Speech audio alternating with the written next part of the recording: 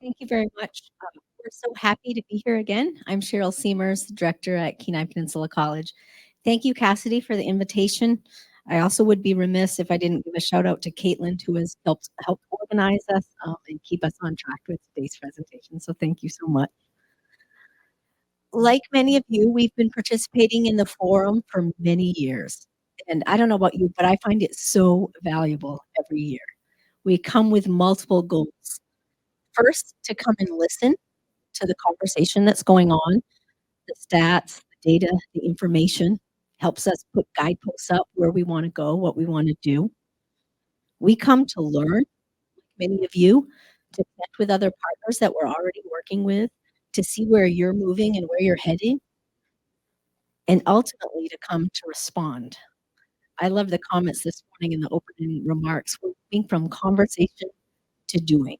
So our entire panel is here today to listen to what the needs are across the community because we exist to meet the educational and workforce needs for the Kenai Peninsula. That's our first goal. We'll talk about that. So thank you for the presentation so far this morning.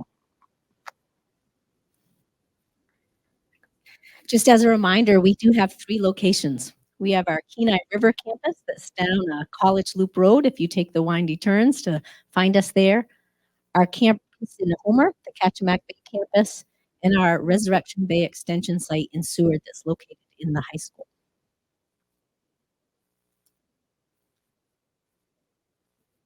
Am I pointing in the right direction, Caitlin? Okay. There it goes. Oh, back one. Yep. That's why it's just slow to respond. We'll see if it goes back for a minute. Second slide. Caitlin, if I run into that, I'll just say next slide. Kenai Peninsula College is committed to excellence in education, training, and lifelong learning by offering accessible opportunities in a supportive environment. Next slide. And ultimately, like I stressed in the beginning, we are a community partner and a community player, and we want to know what are the community needs and how can we help. We've actually set up our presentation today. I'm doing a short overview, but then we have our presenters who will talk a little bit about their programs, and we left time for questions after each section, as well as questions at the end. So we want your feedback and your thoughts on these. Next slide. Ultimately, our goal is to provide Kenai Peninsula Borough residents the opportunity to pursue post-secondary education. Our institution right now is representing what Sam shared about the Kenai Peninsula doing well and meeting needs. We have led the way in enrollment growth for the university system. That's so that the president and chancellor have called us, President Minnie calls us, what's going on down there? And I say, well, the community is engaged and they're wanting to make change and we're growing and we're a fabulous place to live. And we've known that all along. And I think other people are continuing to find that out. Next slide. We like to stress too that we are an employer on the peninsula. So we have 215 faculty and staff at this time. You can kind of see the breakdown and how that goes. We continue to grow our student employees, low number after COVID, but we've been bringing that back up. Next slide. We offer a variety of degrees and certificates, but what I want to say too is we're growing, trying to listen to what students want so that we can leverage the opportunities that are in the wider university system. That's in collaboration with UAS, UAF, with UAA, and other educational entities like AFTEC and others with which we partner. Next slide. Our students come face to face. Some like to attend online and asynchronous classes where it's strictly distance, or online and Zoom. Oh, we're also familiar with Zoom now. Our synchronous course offerings where you can attend and connect in that modality as well. Next slide. And I wanted to highlight a few areas of programmatic growth that we've been seeing. Probably moving along with the oil and gas trends, we are seeing an increase once again in our process technology program. We took a dip. Right now, KPC cannot produce enough graduates to fill the needs. That's just, we're partnering with UAF to do it, but one company alone has asked us for 30 graduates in 1 year. That's one company doing this kind of work. So we're, one of the things we're working with is getting students interested in the field, understanding what it is. Our welding program right now, I talked to the instructor just yesterday. I think all our students in the current classes will be employed around the state at the end of the year, and he's struggling with keeping the students in class because they get job offers before they can finish. So that's going well. Our PMed and our CNA programs have had the highest number of applicants to, and we're meeting actually paramedical technology with out-of-state needs as well. They're coming up here for our intensive didactics, and then studying out of state as well. So we have both. Um, we've got our growing Yamaha AvTech partnership that Kathy mentioned, so I won't go into that. That's housed in our building. We're super excited about that. And many of you know about our Kenai River Guide Academy, which I say is getting more popular than a Taylor Swift concert. We I think we filled up within 20 minutes or so of opening. It was crazy. It was like online registration open, and boom, we were sold out. So that's in partnership as well. So next slide. Our enrollment continues to climb. For spring, we were up 38%.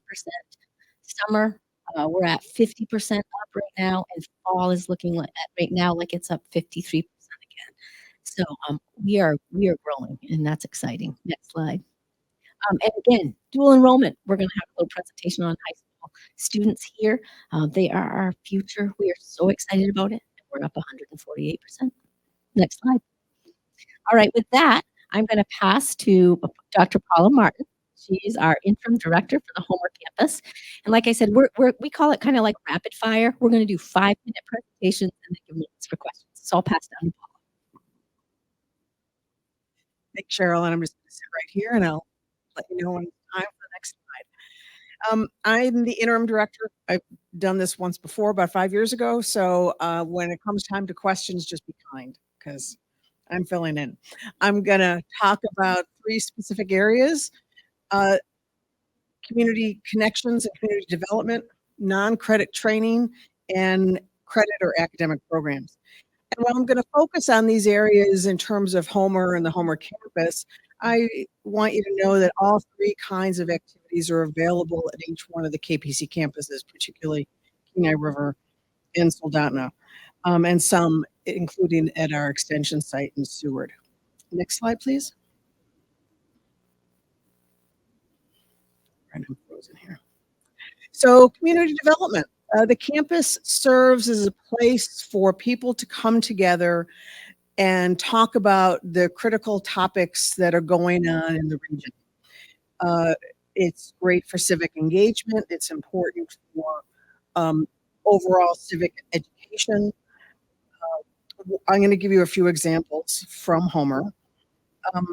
One is the city was starting to explore issues around short-term rentals. That's a topic that is hot across the country, but also in any community like Homer that's having really constraints on available housing. So the Chamber of Commerce organized the panel discussion, and it was a big crowd. Important ways to share information about what's going on. Next slide, please.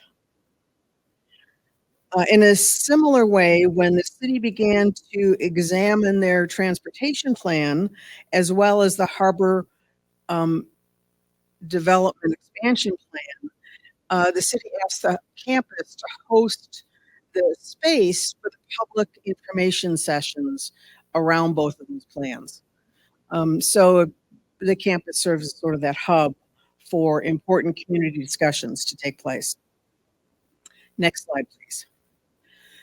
And to go full circle, a group in town called Guiding Growth used the campus space to prepare and learn in advance of the city's transportation plan discussions. So therefore, their audience of Guiding Growth was well informed when it came time to interact with city on terms of what that transportation plan looked like. So using the campus as a way to support developing civic engagement. The campus simply provides the space to do that. Next slide, please. Not all the education at KPC or at Kachemak Bay campus is done under the traditional 4-credit academic umbrella. A lot of it is non-credit training in a variety of different types and modes and approaches to respond to identified community needs for what the workforce needs or what the region needs for specific trainings. I'll give you a couple Homer specific examples. You've heard a lot more today. You will hear a lot more throughout the day. But one is our sustainable agricultural workshop. If you've been to Homer, you know that there's a bunch of land that's south facing along the bench in Homer, which is really handy to grow things in Alaska. So there's a lot of small scale agricultural activities going on in Homer with high tunnels, without high tunnels. And so in part supported by a TVIP grant, we have been developing different agricultural training programs. We had a seed starter workshop in partnership with the Farm Bureau. We held it on campus in February. We had 77 people attend. Personally, I think it was probably gardeners who were desperate to get outside after a long winter, but clearly there was a need that was being fulfilled by this agricultural program. Some of the other partners in the program include the Homer Soil and Water Conservation Unit and the Farm Bureau.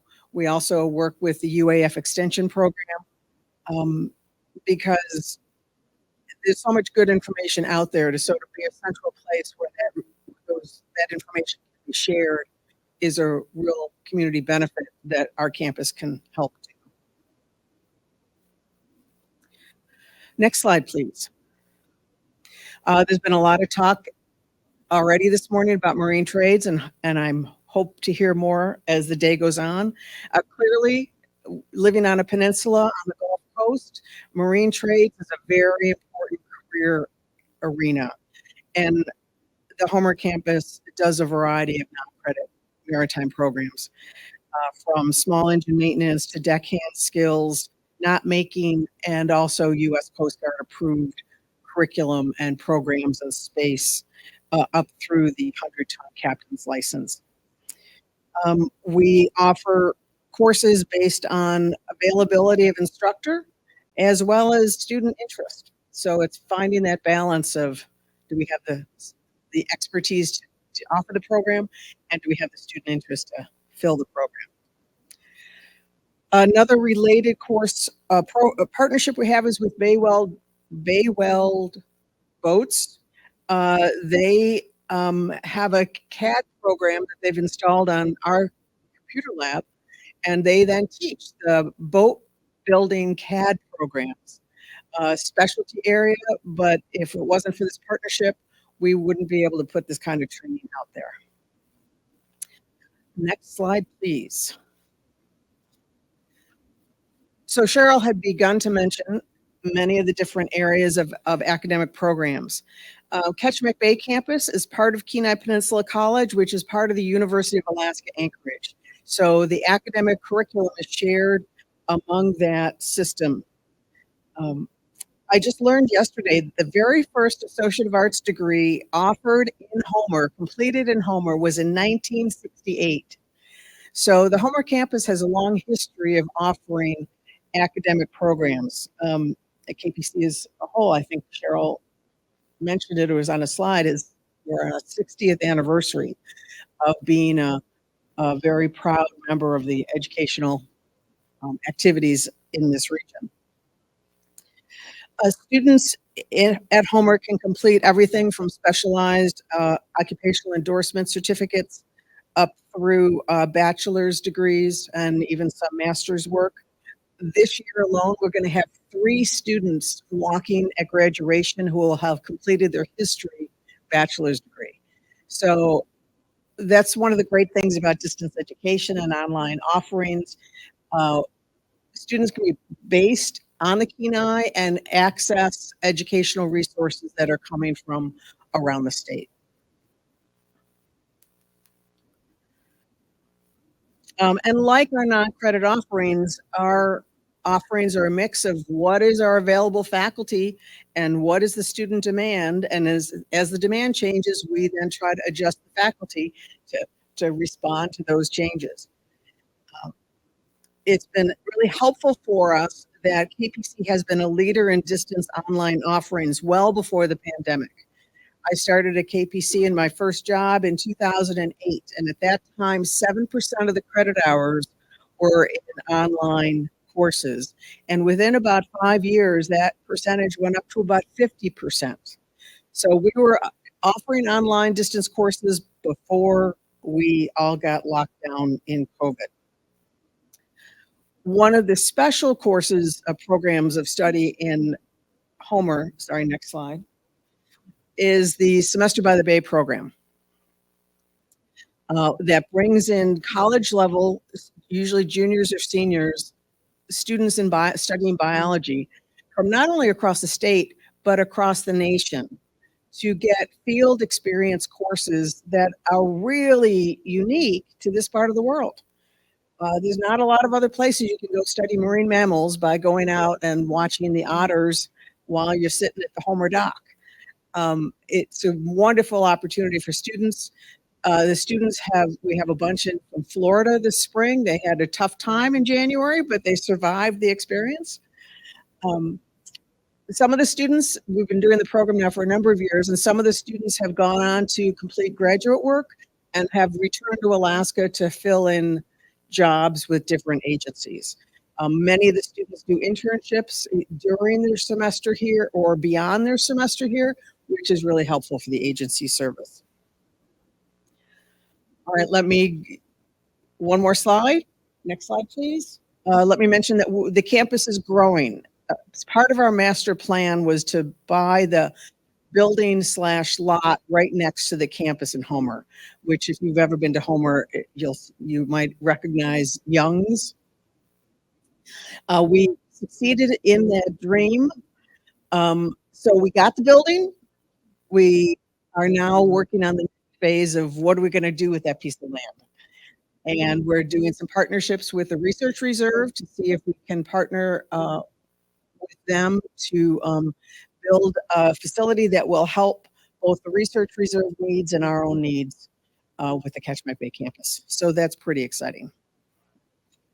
Okay, my last slide is, do you have any questions for me? We should have time at the end of the roundtable here for further questions too. Okay, y'all being kind to the interim. I thank you very much. Who do I pass this on to? There we go. Thank you. Yes. Thank you, Paula. All right. My name is Emily Knight. I'm the Director of Academic Advising at Kenai Peninsula College. We had some recent changings to our advising team, and so this last year I came on board, and though I'll be talking particularly about our pathways for high school students, as the Director of Advising, I have advisors at our Homer campus, so in Kachemak Bay. We have an advisor over in Seward as our Resurrection Bay Extension site, and then an advisor for our process tech and instrumentation program in Anchorage, because we have about half of our students taking courses online in those programs, and they're from the Valley and up in Anchorage. So, but in general, as far as when we're working with our students, you know, they're all ages. So I have stay-at-home parents that are coming back to school, looking for ways to further their education now that their children are in school. We have adults that are looking for career changes. They're coming over from the job center. So thank you, Sarah, and your team. And then we have older adults that just want to finish their degrees. But in addition to that, our high school students who are our future, they are coming to KPC for different career pathways. And so while in high school, they can get started in their work toward their future careers. And so we've highlighted a few here, and I'll let Annaleah Karron here assist me if I miss anything. Thank you. So students will come to KPC. They'll take sometimes one class, sometimes multiple courses, and we'll talk about the different ways they can do that. But in our different pathways, they have the opportunity to pursue courses in business and computer science. They have the opportunity to take classes in welding and also look at process technology and instrumentation as an option. And then students that are unsure of what they want to pursue can work toward their AA general study degree.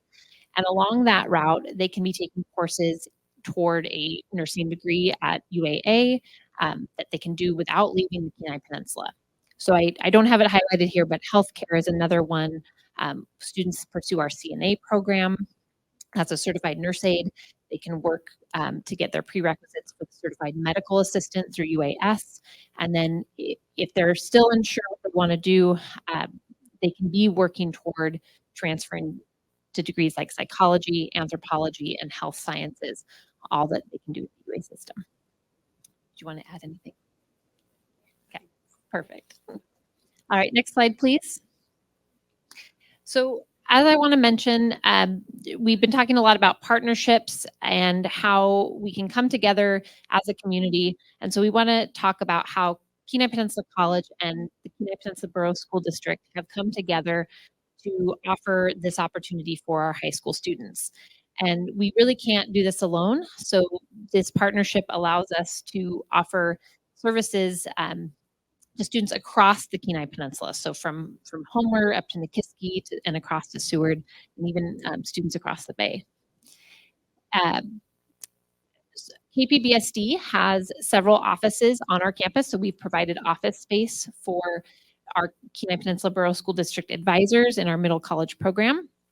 And so we get to interact together on a daily basis and just meet with students that are coming over from the high school, and we can meet with them on Zoom as well. Okay, next slide, please. So I might have touched on this a little bit, but dual enrollment, I want to identify is an umbrella term for taking college classes while in high school. So our high school students can be earning credit toward these programs, and they can accomplish that in a number of different ways. So they might come physically to the college to take a class. They may take it at their local high school and earn the credit, or they may take it online from home with doing home release from the high school. But they remain in high school, so they are finishing through their senior year and earning college credit at the same time. That's what dual enrollment is. And it's a nationwide trend. There's actually a team of people and organizations that come together and talk about dual enrollment opportunities and what that looks like for our students nationwide. So when students come to KPC to take these college classes, they are interacting with adult students, they're interacting with their professors, and they're interacting with professionals in the community. So it's a great way for them to, while they're earning credits, they're also interacting with people that they might be entering the workforce with. And then I just want to mention that as a leader in online education, it's our ability to offer these online courses allows for students across the Kenai Peninsula to take classes. So it's not just here in the Central Penn or down in the Southern Peninsula, but all across. So students in Hope and Nanwalek and other places. All right, next slide, please. So one of the ways that students can earn dual credit while in high school is through the Jumpstart program, which is our longest running program. And some of you may have your own children have gone through the program or you yourself. But basically it is funded by the borough. So the borough supports 2/3 of the cost of a student taking these classes. The tuition is discounted, and that is the portion that's covered by the borough. So 2/3 of that tuition. The student is then responsible for covering the remaining tuition, any fees and textbooks associated with that cost. And this program is open to all Kenai Peninsula Borough residents who are in their junior and senior year of high school. So as long as they live and reside on the Kenai Peninsula and they are in their junior or senior year, they can be utilizing the Jumpstart program. They can earn up to 6 credits per semester while they're in that program, and that I mentioned junior year, but they can actually start the summer right before junior year. So they could be taking 5 semesters and earn a total of 30 credits by the time they graduate high school. So that's completing like their freshman year of college. And this program is also open to our students who are in public schools, in our home schools, and in our private schools. So any student that resides on the Kenai Peninsula in their junior and senior year can be a part of this program. There's no requirements to get in. but they do come to the college, they meet with one of our advisors, they discuss pathways and what classes are going to help them pursue those career pathways. All right. Next slide. And then I'll pass the mic.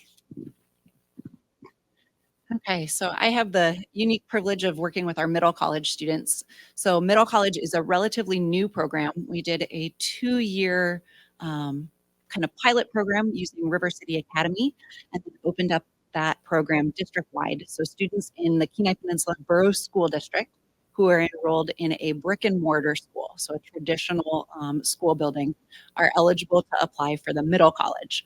Middle college is also open to juniors and seniors. But there's some additional pieces in addition to the Jumpstart program. So through middle college, students have to placement test and have a 2.5 GPA. So we're really looking for those students that have already shown that they have some academic success. And then in that, we also provide some support. So students meet with an advisor at least once a month, some of them more frequently than that. And then we also provide the UNIV 190 class, which is a dual credit college class. So students earn a dual credit on the college side.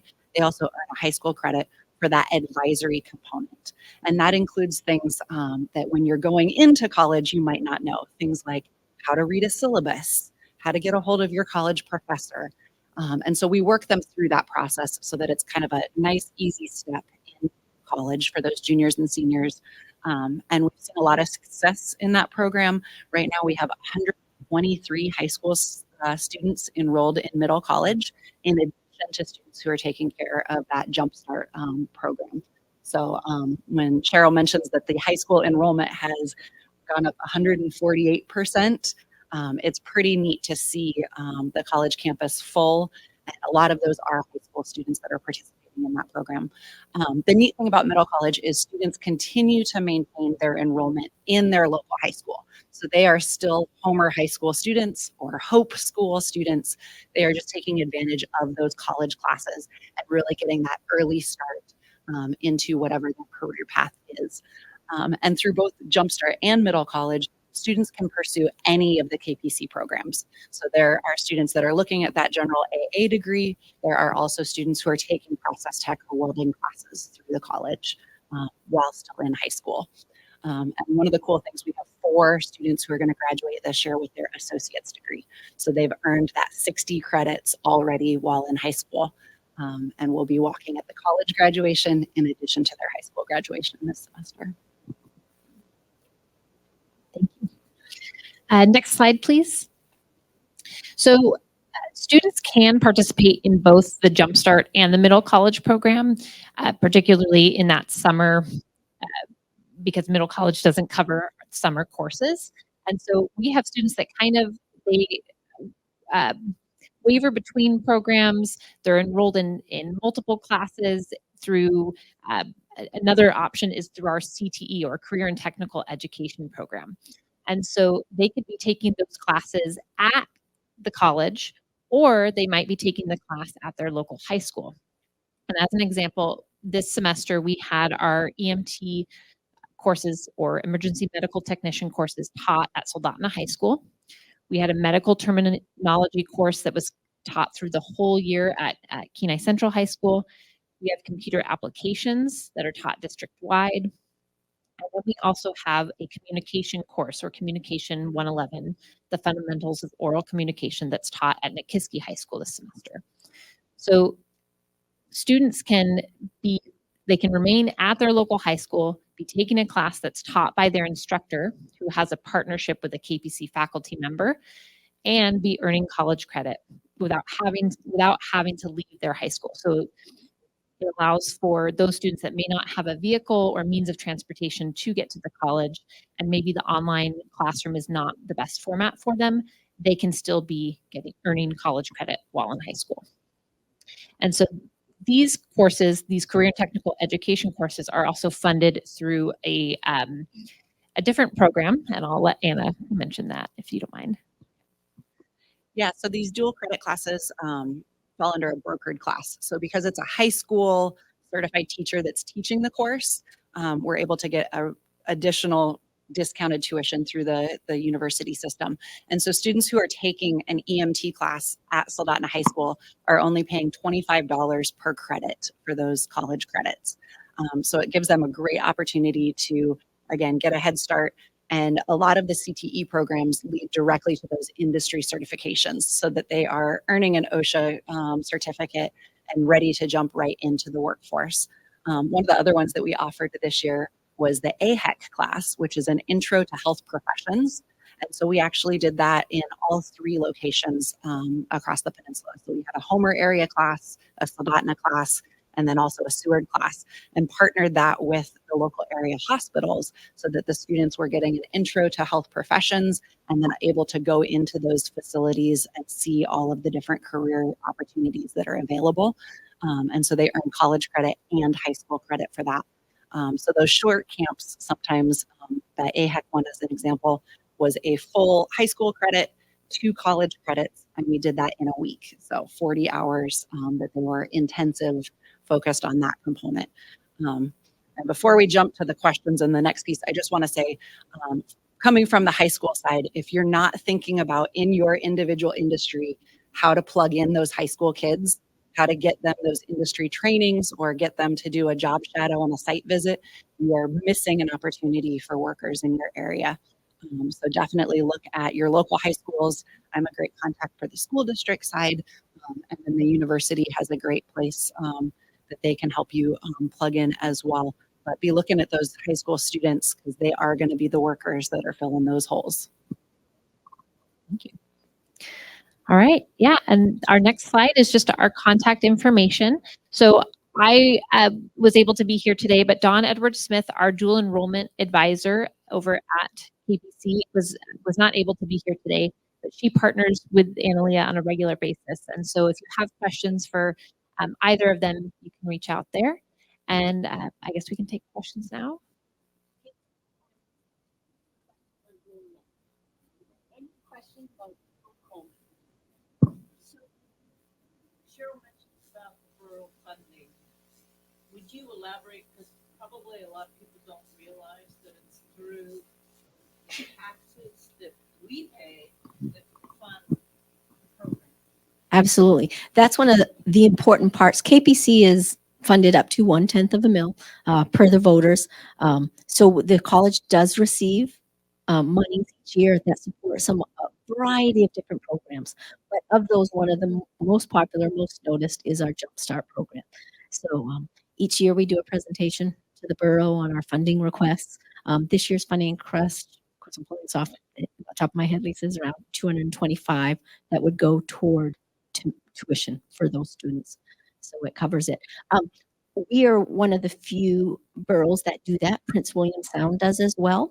And Kodiak is now pursuing borough funding for their high school students. So people across the state have taken notice that the Kenai Peninsula cares about education for its high school students.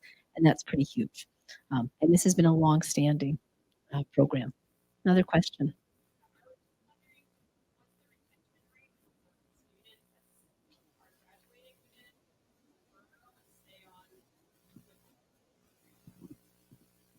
Great. I can only answer that anecdotally at this time because we are not, for those high school students, they're very hard to track, as you can imagine. They go out of state for a while, they come back, they do things like that. Emily, do you have any ideas?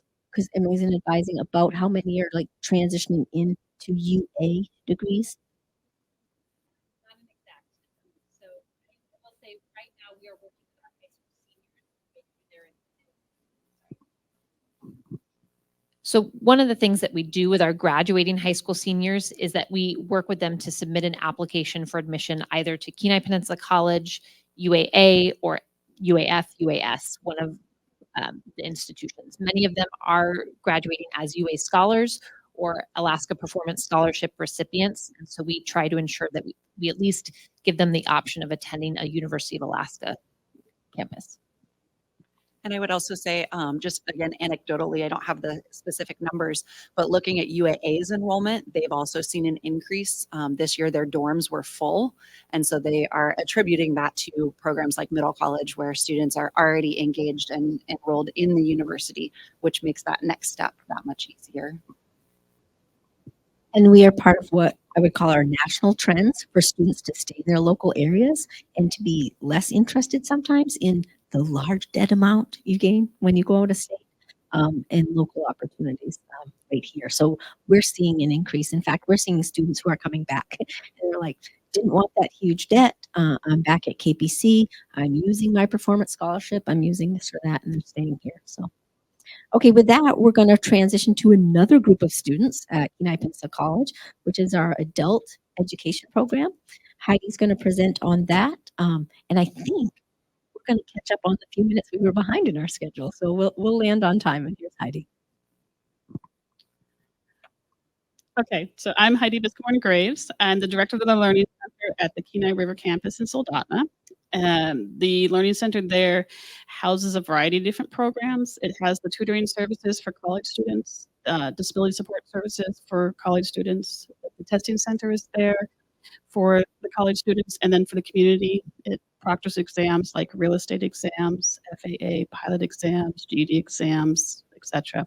But what I'm actually here to talk about today is our WIOA adult education program and our WIOA youth programs. These are free non-college workforce development and training programs through Department of Labor and Workforce Development education and training grants that we have.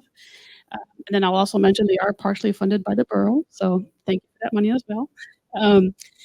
The next slide, please. So before I get started, just to give you a little bit of background, just for common language, everybody knows what I'm talking about. WIOA, or WIOA, stands for Workforce Innovation and Opportunity Act. You heard that word mentioned earlier when Sarah was talking.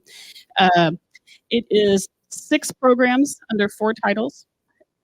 Some of you have heard, I think, or a lot of people have heard of WIOA as in Title I, which seems to be the most common or most well-known. Not as many people are aware that the other services are WIOA programs as well. And so the community, KPC has 2 programs out of those 6 at our campus.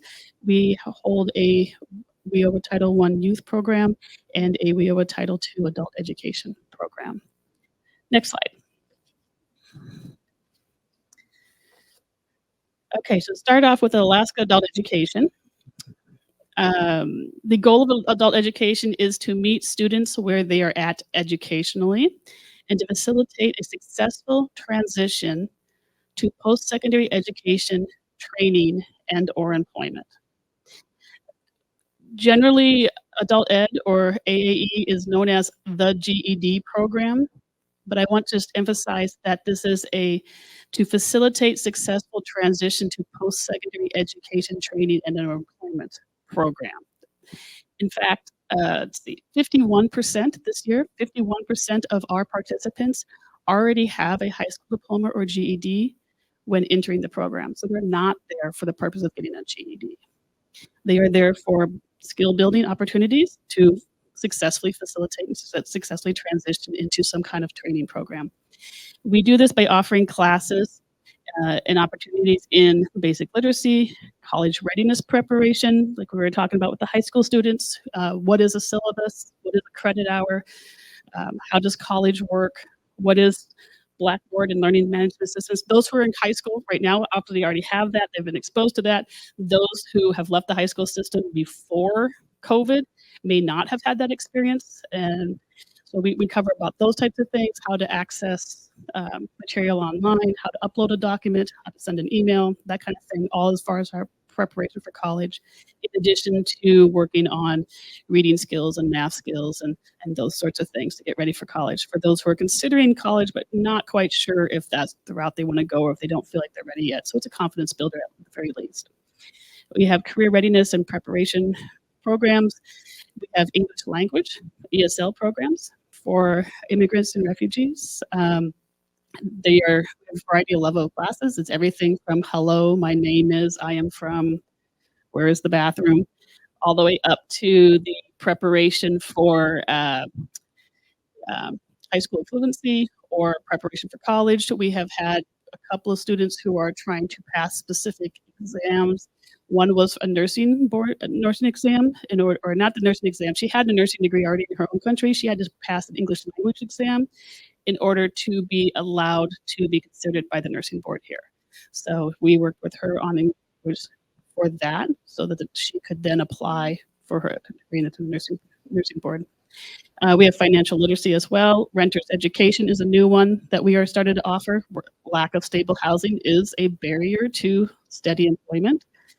So it's a literacy program that we use. We go over leases and landlords' expectations, communication skills, budgeting, all of that sort of thing. Computer literacy, and also the integrated education and training, or IETs, which I'll talk about in a moment. But adult education is for individuals who are 16 and up. If they are age 16 and 17, they would be those who are not in high school, so they've either graduated or have dropped out of the high school system.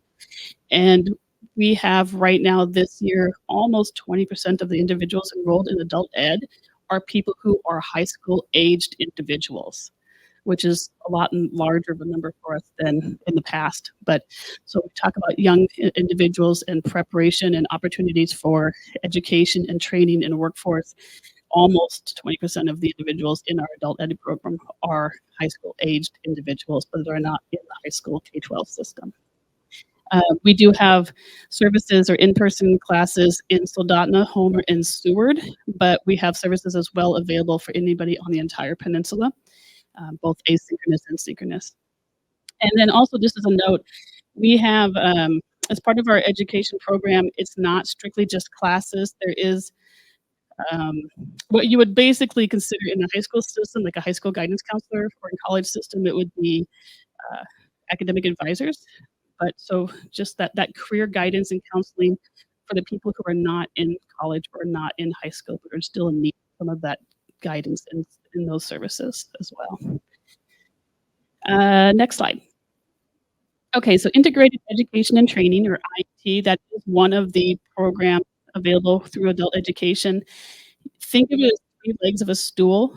You have adult education and literacy, so you're working on those literacy skills, those numeracy skills or math skills, communication skills, those basic skills.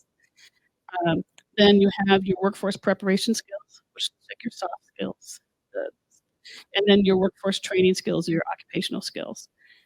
And it's offered contextualized and concurrent. So it's contextualized to a specific occupation or an occupational cluster concurrently. So all 3 of those things are happening at the same time, versus a traditional model is where you go and you get your academic skills first, and then you go and get your training skills, and then you go and get your soft skills where you learn and such afterwards. This is all done at the same time.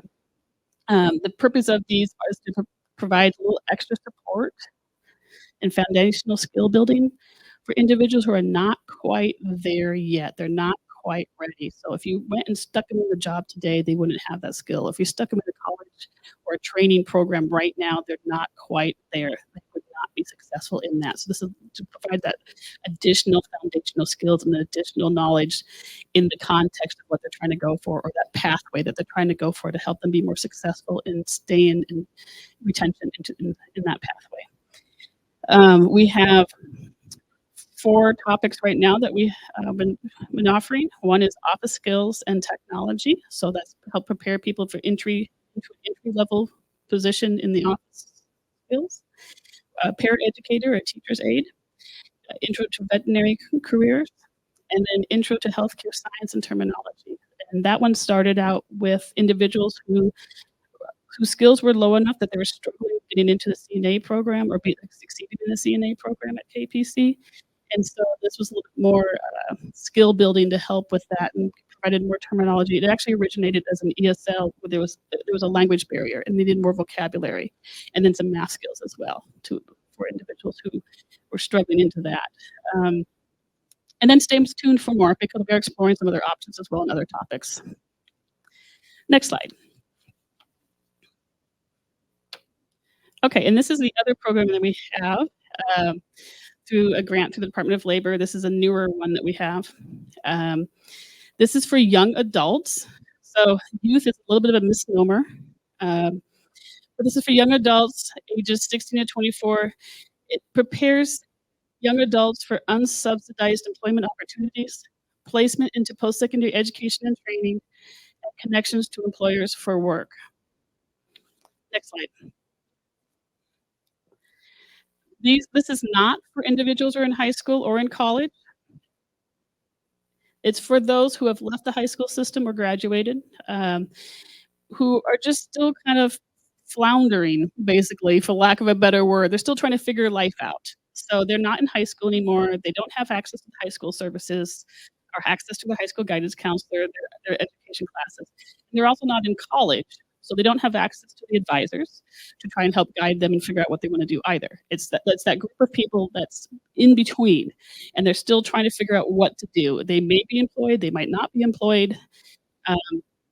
And so, and then also they experience employment barriers too. So it's not just an age thing, but they must have been experiencing employment barriers, like being a high school dropout, or having a disability, or being an English language learner, homelessness or runaway, justice involved, pregnant and parenting, etc. And this is a program that we've just started a couple of years ago. Right now, it's only available in the Kenai Soldotna area. As we get a little bit more into it and get all the things set up, we're hoping to expand it farther than that. It helps to supplement our adult ed program by providing financial support to help achieve the goals that individuals have, like gas money to class or gas money to their job. It could be minor car repairs if that's what's keeping them from being able to get to their job or to class, testing costs for tests for certifications, etc. And then also it provides career exploration and work experience opportunities, which is connecting young adults with local employers to help gain exposure and work experience. And the way that works is that the employer trains or onboards the individual as if it's their own employee. They're our employee. We pay them for the labor hours, but they're at an employer to get training and educate and to learn the beginnings and the introductions of that job. And so they train as if they're their own employee. And then the grant covers up to $5,000 of that labor and that training. And then at that point, once that's done, if the employer has a job opening, if they want to keep that person on, they can hire them and keep them and train them and have them as their own employee. If they don't have a job opening, or if it didn't quite work out and it's not quite the right match, that's okay as well, because then that individual leaves with that training, and then more employable to take that elsewhere to go get a job with someone with a company that is hiring. And there's more information on that on the table too as well if you're interested in that. And that is really all I have to say. Last slide just has contact information. That is my contact information on the left, and then down in Homer at KBC's campus is on the right down there. And I will take any questions if anybody has any.